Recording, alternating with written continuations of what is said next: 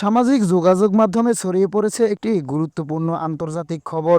ইরানের পররাষ্ট্রমন্ত্রী জানিয়েছেন বাংলাদেশ সহ ৬টি মিত্র দেশের জাহাজ চলাচলে কোনো বাধা দেওয়া হবে না।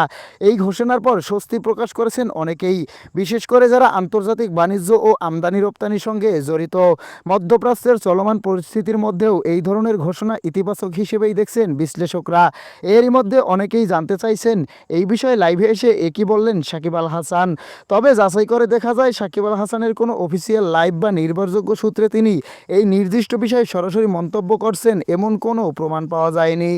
একটি সাধারণ বক্তব্যে সাকিব আল হাসান বলেন, বিশ্ব পরিস্থিতি যাই হোক, আমি সবসময় চাই শান্তি বজায় থাকুক এবং মানুষের জীবন স্বাভাবিক থাকুক।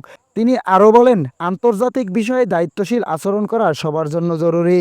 অর্থাৎ সামাজিক যোগাযোগ মাধ্যমে ছড়ানো তথ্য যাচাই করেই গ্রহণ করা উচিত। আপনার কি মনে হয়, এই ধরনের ঘোষণা কি পরিস্থিতি স্বাভাবিক রাখতে সাহায্য করবে? কমেন্টে জানান আপনার মূল্যবান মতামত।